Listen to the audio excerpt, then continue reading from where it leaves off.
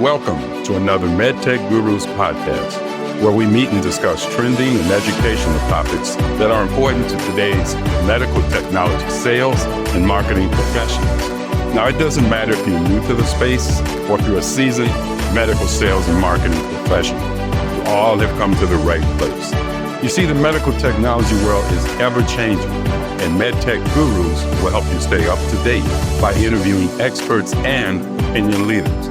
Now, we call them gurus, and they will bring you information, techniques, and strategies that are sure to help you enhance your knowledge and help you bring value to your customers and your company. Now, I'm Sylvester Harris, and I'm pleased to introduce your host for MedTech Gurus, Mr. Tom Hickey. Hey, what's going on out there, Gurus? This is Tom Hickey, your host of MedTech Gurus, and welcome to episode number 294.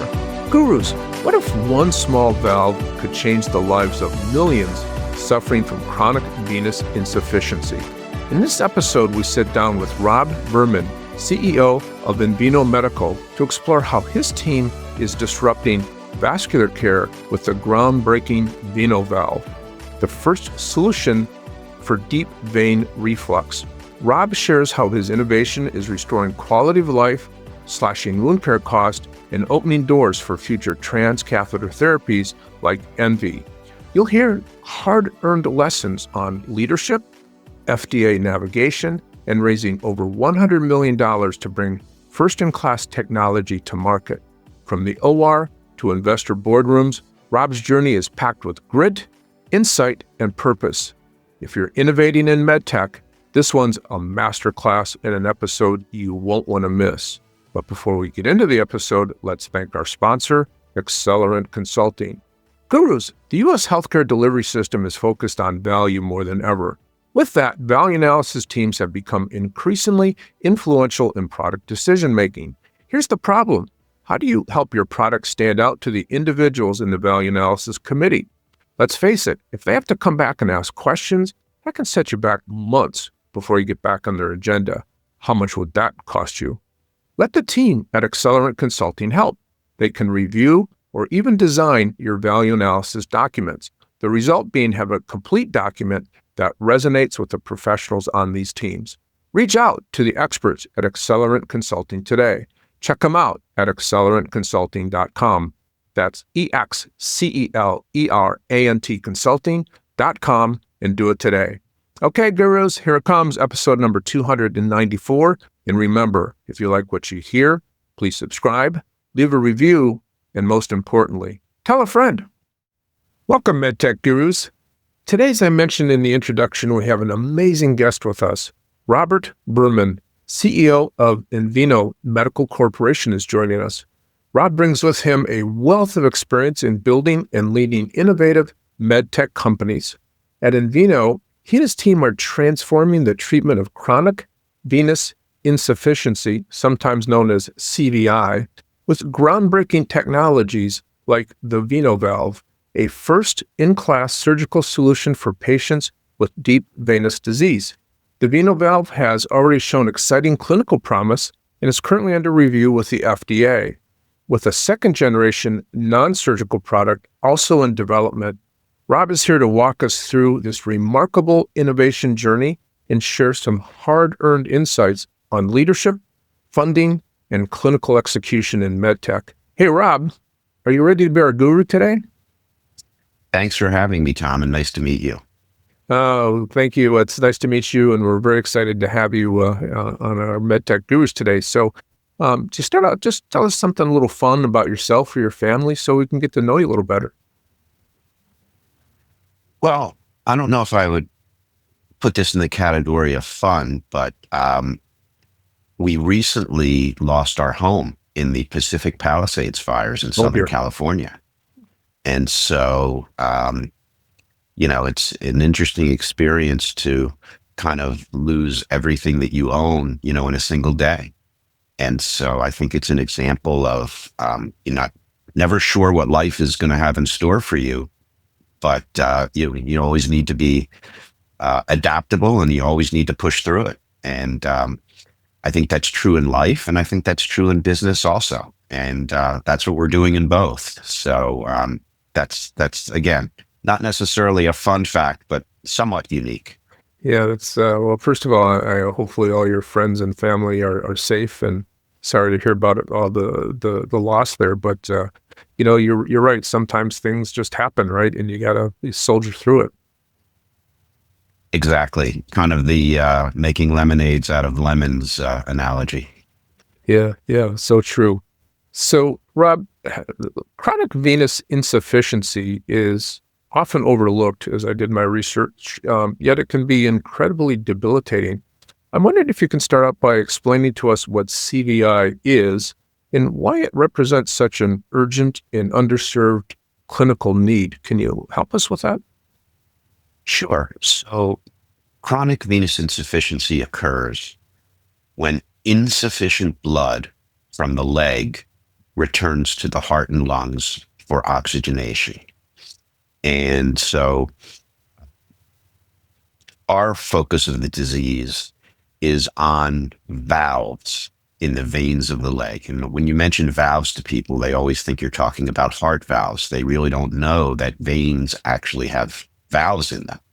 And so just to review the basics, if you recall, arteries take blood away from the heart and veins take blood back to the heart. Arteries have muscle in them, which helps them propel blood. But veins are more like hollow tubes. And within those tubes are valves. And so another misnomer is that people think that the heart circulates the blood throughout the body, which it does, but not the way back.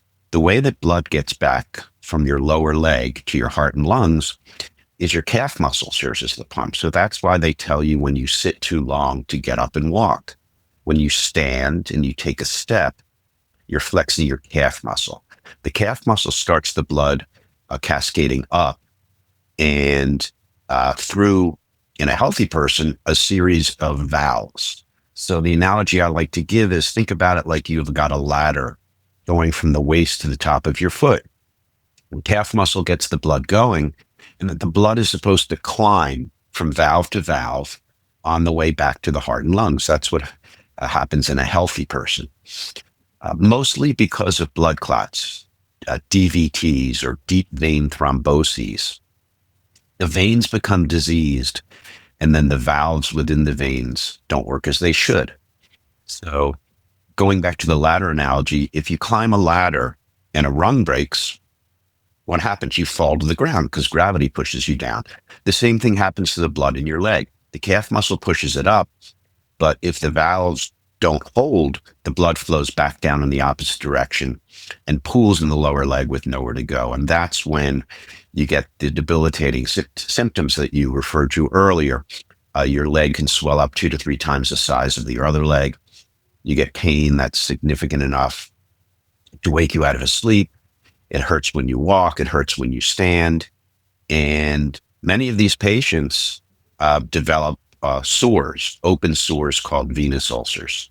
And even basic activities like showering and getting dressed and walking become very difficult. And so a lot of people don't know the disease by name, but, we estimate, 2.5 to 3.5 million patients in the US have the type of debilitating, severe chronic venous insufficiency that we're focused on. So it seems that everybody knows somebody who has it, whose leg swells up and turns funny colors. They just may not know that it's called chronic venous insufficiency. Yeah, that's really helpful. I was smiling because I'm an old IV pump dog. Back in the days when I was a young kid, I was selling IV pumps, and I became aware of the valving in veins because I was talking to IV therapists, and they're talking about sometimes when an IV doesn't run, it's not the problem with any of the technology, it's just we bumped up against a valve. And you're kind of talking about the same thing here, how those open and shut and can affect flow, right? Exactly. And, it's not talked about a lot until you have the problem. Right. And, that's when you become an expert and unfortunately very frustrated. And I say that because for deep venous disease, due to valvular incompetency, which is what we're focused on, there's really nothing for these patients. literally go home and put your legs up so the blood runs, out of your veins, or try to wear compression stockings, which compliance is very, very tough with. And think about it. We're talking about the deep vein system. So we're talking about the vein that runs down the center core of your leg. So stand and then squeeze your leg and think about how much pressure you'd have to put on your leg to get to the vein that runs down the center core of the leg. And that's one of the reasons why for deep venous CVI people, compression stockings are largely ineffective on their own. Yeah, gotcha. So in doing my research as well, I was noting the VenoValve, and it's really a first-in-class innovation, right? I was looking at this, and it's really fascinating. So maybe for our listeners out there, walk us through how this technology works and why it makes such a game-changing event for patients with this deep venous reflux. Doctors have been trying to come up with a solution for deep venous CVI for decades. I mean, I've read papers that talk about things that have been tried, 60, 70 years ago. They've tried creating a new valve out of the intima of your vein. They've tried taking a vein from your arm and putting it in your leg. Excuse me. They've tried cadaver veins, and nothing has been successful. And so our valve, the VenoValve, is made from the leaflet of a pig's heart valve, and it's sewn to a stainless steel frame, and it is implanted surgically in the mid-thigh area. Now, the average individual has several valves throughout their veins, but our theory, and it was actually based on a theory of an early pioneer in the valve reconstruction space called Dr. Kistner. The theory is that if you have just one working valve and the blood can reach that valve, that you would provide enough relief to the patient to make a difference. So that's what we were aiming for here. Not perfection, not normalcy. You can't expect one valve to do the work of 10 native valves. The idea was to relieve the symptoms and transition patients from having, let's say, severe CVI to a much more mild form of the disease or no disease at all. And so that was the goal, and we're on our way. Yeah, that's fascinating. Sometimes it's just a modest, increase in circulation in this case can really benefit the patient and their quality of life, right? Absolutely. And again, this has been a frustration for doctors and for patients, because doctors get very frustrated if a patient shows up with a condition and there's really no effective treatments. And so I don't want to get too technical unless you want me to, but there's basically three vein systems in the leg. There's the deep vein system that runs down the center core of the leg and carries 90% of the blood. And then there's the superficial system, which runs just under the skin and carries 10% of the blood. If you get this disease in the superficial system, the standard of care is to destroy the vein. So they basically block the vein or destroy it using a foam or a laser, and blood seeks a different pathway, just like it would in a stream if you were to put something in the middle of the stream. You can't block off, or certainly shouldn't, the main vein that runs down the center core of the leg. And so they've come up with effective treatments for people who have this in the superficial system. Another cause of CVI is something known as outflow obstruction, where you have a narrowing in the vein or the vein is blocked off. And so they've come up with what are called venous stents in order to reopen the vein. But there has been no effective treatment for deep venous disease. This has been the missing piece of the venous puzzle. And it's a very large piece because, as I think alluded to earlier, we estimate that 2.5 to 3.5 million people in the US have the type of disease that we're talking about. So it's exciting to fulfill a need for both doctors and for patients. And that's hopefully what we're going to do here. Yeah, that's fantastic. And I noted as well, you mentioned data right? And I think there was a recent SCVS symposium which featured data from what I'll call the SAVE trial, SAVVE trial. What were some of the highlights from that presentation? So at a high level, can you share some of those results and how that's shaping your path forward? Yeah. We are collecting a lot of different types of data for the FDA. When you are a first-in-class device, there aren't standards in place to even grade the device or test the device. And so we've worked very collaboratively with the FDA over the last 5 years to make sure that we are collecting enough data and the right type of data that will hopefully lead to an approval. And so one of the pieces that I'd like to focus on is something called a VCSS score, which is called a venous clinical severity score. And that answers the question, does the patient get better? Do you help their symptoms? And do they get clinically better? And so, we have shown that with our 1-year data, 85% of the patients that were enrolled in, and by the way, I go back and forth between SAVE and Savvy. I think it depends on my mood and what day of the week it is. But 85% of the patients that we enrolled in the Savvy study experienced a significant improvement in their RVCSS score. What we do is we take a score at baseline, and then we compare that to the score at 90 days, 180 days, and a year. And RVCSS or RVCS is what clinicians use to track progression or regression of venous disease over time.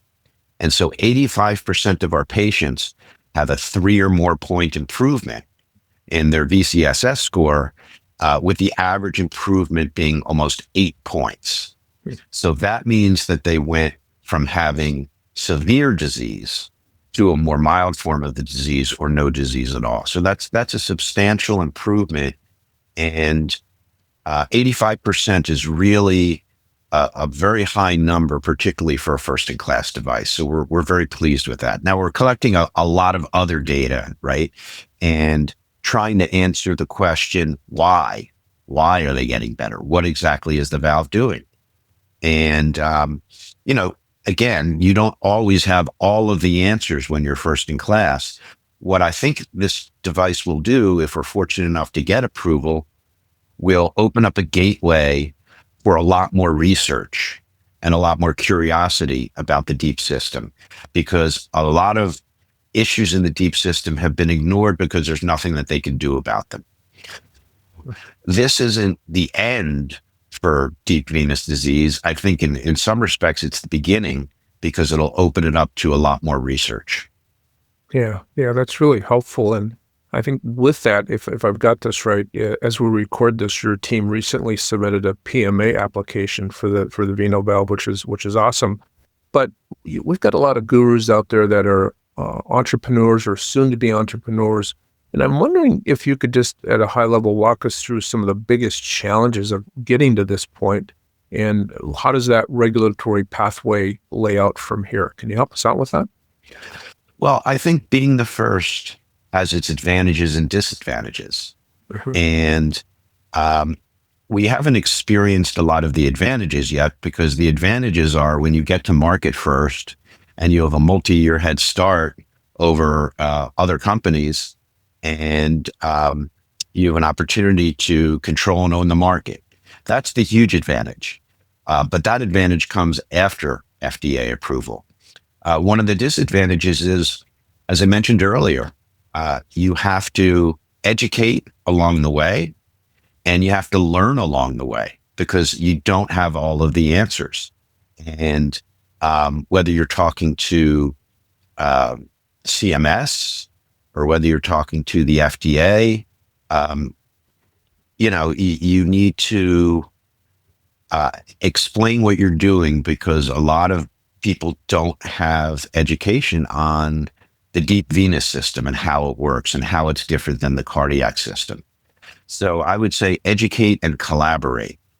I'm not saying that certainly people at the FDA and these other agencies are very smart and very capable. It's just that they haven't necessarily done what you're doing before either. That's what happens when you're the first. Mhm. And so that's my advice. Educate and collaborate. Yeah, I like that because we often talk on MedTech Gurus about that collaboration and how that can lead to other opportunities, maybe a new vision. And if I've got this right, you're also working on a product I think you call ENVE, a non-surgical, transcatheter-based venous valve. So I'm wondering if you can share with us, without giving away trade secrets, how this expands and impacts the complement with the VenoValve and how that's going to round out your product portfolio. Well, if you look back on the history of most medical devices, and I really enjoy reading and digging in and reading history and things like that, most medical devices started out as surgical devices. So heart valves were implanted surgically for decades. Stents were all put in surgically. So most medical devices start out as surgical devices, and then over time they transition to a less invasive format. Now that can take years or it can take decades, but that is the pathway for most medical devices. And so our strategy is we think the same thing will ultimately happen in replacement venous valves. And so our strategy is to not just be the leader in surgical replacement valves, but also less invasive or transcatheter delivered valves as well. And so that brings us to ENVE. Whereas the VenoValve is implanted via surgical procedure, it's what we call a 23-hour hospital stay. So it's technically on an outpatient basis, mostly done under general anesthesia, although that's really a decision for the anesthesiologists, not us. ENVE will be a less invasive product that'll be implanted through the back of the knee up into the femoral vein under light sedation.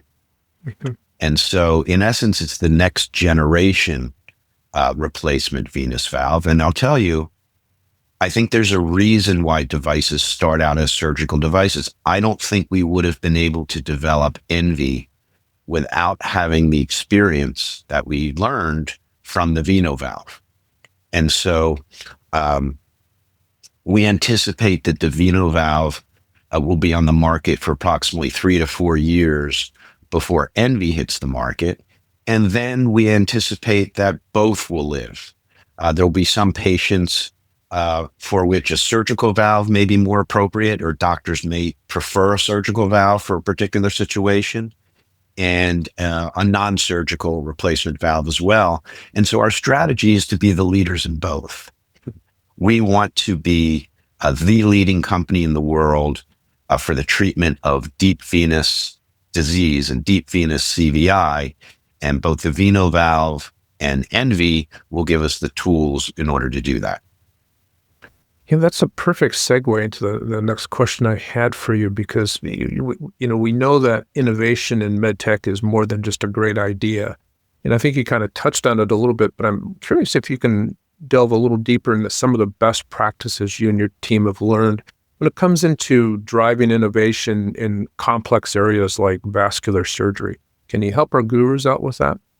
Yeah, I think that for me, what has been very helpful is to be there and to see it live firsthand.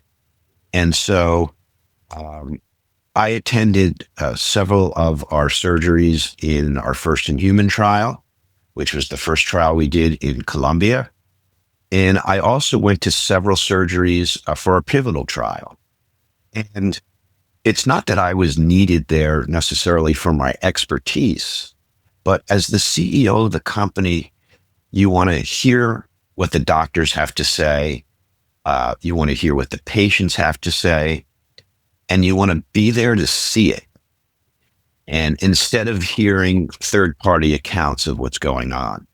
So, for me, it was certainly interesting to scrub up and go into the operating room and stand next to a doctor that's implanting your device, let's say for the first time. It's certainly exciting, but it's also knowledgeable. And you pick up things that would be impossible to pick up if you weren't there yourself. And so for me, don't be afraid to, get out in the field and hear what people are saying and observe what people are saying.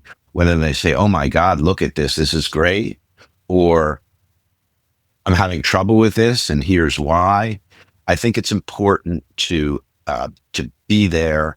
It also makes, I think, a doctor feel like you care enough to be there, right? I mean, not every CEO necessarily cares enough to go into the OR and to be there and be standing next to the doctor. So I think that there's several advantages to it, but I would say be there and see it yourself, experience it, and you can learn a lot from that. Yeah, I love that immersion into the whole process, right? Because I've spent my whole career, in the OR, watching what's going on, and there's so many moving parts, right? I mean, that affect workflow, for instance. And sometimes it's as simple as maybe how is the tray constructed, right? How does the product come out of the package? That those little subtle things can make all the difference. Is that what you're finding? 100%. And it gives you insight into potential issues that may arise when you commercialize the device, and it allows you to get ahead of those issues. So yeah, things like removing it from the packaging and opening the box of the device and, all of those details that are ultimately very important and to which I'm able to give input now. We're working on training programs for our both our doctors and our sonographers that do sonography in our case. And being a non-medical person, a non-physician, allows me to be very observant and observe details that other people may take for granted. And those details may be very important, as you mentioned, right? The size of a tray or the shape of something. And so I think it's important to be there, and I think it helps. Yeah, for sure. And switching gears a little bit, capital is always a key ingredient, right? In you're doing a lot of studies which aren't cheap. You're doing a lot of product development which isn't cheap. I'm wondering if you can share with us what strategies you found most effective for raising investor dollars, especially in today's environment. Can you provide us any insights onto some of your best practices there? Well, first of all, over the course of the last 6 years, we've raised about $135 million. And, we still have money in the bank, but it's astonishing how much money it takes to develop a product. You hear sometimes CEOs of companies talk about small companies, 5 or 6 products. It's impossible for a small company to raise enough capital to develop and bring 5 to 6 products along at the same time. So from the investor perspective, if somebody tells you they have that many products, you really need to look into what they're doing, because it's almost impossible. Raising money is really about telling a good story. And that's what money raising is all about. And with the VenoValve, it's easy because it sells itself. You've got a very debilitated patient population that has no effective treatment options. And we have one that seems to have the right combination of elements to help these people. So you need to be prepared. And, I raise money and give presentations for a living. That doesn't mean I don't practice. That doesn't mean I don't think about it. What I find helpful is actually to do my own presentations. So I don't just hand it off to somebody else and read somebody else's presentation, I like to put the presentation together myself, because when you do that, you're doing the research. And so you're learning what's behind it and you own it. But again, telling a good story, I think, is the key. And with the VenoValve, it's a pleasure because the story almost tells itself, right? You have a very debilitated patient base that have no effective treatment options.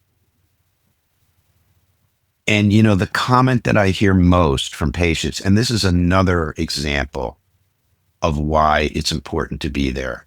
You don't just learn by being in the surgery and from the doctors. You learn from the patients. You learn what they say, the problems that they're having, right? I've learned aspects of the disease that I didn't know until I talked to a patient. And so it's good to be there to learn.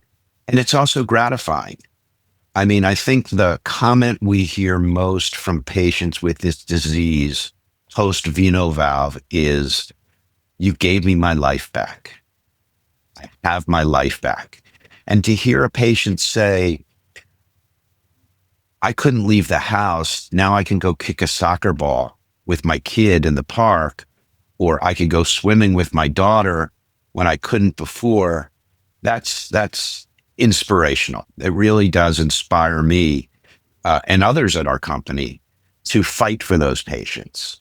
And so, I would say tell a good story. And with the VenoValve, that part's sort of easy. I love that tell a good story part, right? Because I love the patient piece of it, but I'm also thinking that, being in that clinical environment, being in that OR, talking to the surgeons, talking to the scrub nurses, talking to the post-operative nurses, that's got to give you a lot of credibility too, right? Because I'm thinking there's probably not a question an investor can toss at you that you don't have a really good, piece of background and a good surgical anecdote to share with them, right? And you know what? I'm telling them about my observations. Mm-hmm. I'm telling them what it was like to be there. I'm not telling them what somebody else told me it was like to be there. And it helps you be more genuine because you are being genuine. And so, you want to see the look on the doctor's face when they put your product in for the first time and they close up that vein and they see blood flowing in the correct direction. Again, you want the good points and the bad points. Sure. And there's no substitute for being there yourself. That's outstanding. And Rob, I'd like to come back full circle now, right? Because we touched about the technology, we touched about the number of patients, but so much that's happening in healthcare delivery right now is about value. And I'm wondering if you can share with us some of the impact on quality of life and healthcare costs and how that's helping the economic impact. And what do you think the VenoValve can do if it's widely adopted? Many people with severe chronic venous insufficiency develop what are called venous ulcers, which are open sores on the lower part of the leg and ankle area. And those sores become chronic and are very, very difficult to get to heal. And one of the reasons why they're so difficult to get to heal is that most standard of care today is focused on the symptom, the sore, rather than the underlying cause of the symptom. So many of these patients enter this terrible cycle of being in and out of wound care. They can be going to wound care 2 to 3 times a week, having to put wraps on their legs and different ointments, which sometimes prevents them from showering or bathing as they would like to. And so it could become a very expensive proposition. Patients with a venous ulcer can spend up to $30,000 a year on wound care. And the problem is, after a year, 25 to 30% of those wounds aren't healed. And those that do heal have a very high recurrence rate, because if you're just focusing on the sore, but not the condition that's causing the sore, then the problem's going to come back. So we did a health economics study that is getting ready for publication that shows that the VenoValve, with a $25,000 to $30,000 per valve cost, When you combine that with the cost of the surgery, it pays for itself in about 2.5 years, because these wounds become chronic.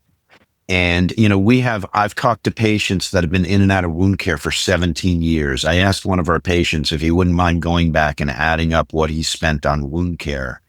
And it was, I think over $700,000. So at the end of the day, the VenoValve will save the healthcare system money. And, we're about to publish an article that will demonstrate that.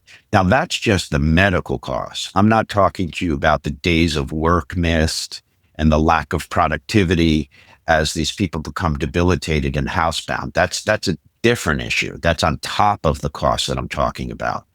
So that's, so that will be important to payers like Medicare and private payers, where we'll need to show them that we're actually saving them money in the long run, as opposed to what's currently going on and with the current standard of care. Yeah, that's outstanding. So, Rob, it seems like this is an incredibly exciting time for EnVVeno. What's next for you and your team, and what does the future hold? Well, we are progressing through, you mentioned the PMA approval process. And so we're hoping to get a decision from the FDA on the second half of this year. And then for the transcatheter device, ENVE, which we mentioned earlier, we are finishing the last preclinical work that's necessary to finish before we can apply for permission to do the ENVE pivotal trial, which we expect to file in the third quarter of this year. So the second half of this year should be pretty monumental for us, hopefully with a positive FDA decision on the VenoValve and also approval from the FDA to begin the ENVE pivotal trial. Well, that's fantastic. And I wish you and your team all the best with that. So, Rob, first of all, I'd like to thank you and acknowledge you for the time and preparation it took to be our guru today. If somebody wants to learn more, is there a website? Are you on LinkedIn? How do we learn more? Yeah, absolutely. EnVVeno is spelled ENVVeno, so they can go to EnVVeno.com. We have a lot of information about the company, about our products. Our data is available. And people are also welcome to reach out on LinkedIn as well. So I'd be happy to respond. It's what I do. Yeah, indeed. So, Rob, thanks once again. We really appreciate your time and your insights and being our guru today. And it was a great conversation. Thanks for having me. Enjoyed it. Nice meeting you. Thank you. Thank you for listening to MedTech Gurus. I am Sylvester Harris, your MC. If you want to learn more about Tom and his consulting services, you can go to www.pctmedical.com or email Tom at tom@pctmedical.com. Now, I can be reached at Sylvester Harris, that's SylvesterHarris 5048 @gmail.com, and I'd be pleased to discuss any voiceover work that you may want for your company or broadcast. Hey, thanks so much for listening, and catch us on the next episode of MedTech Gurus.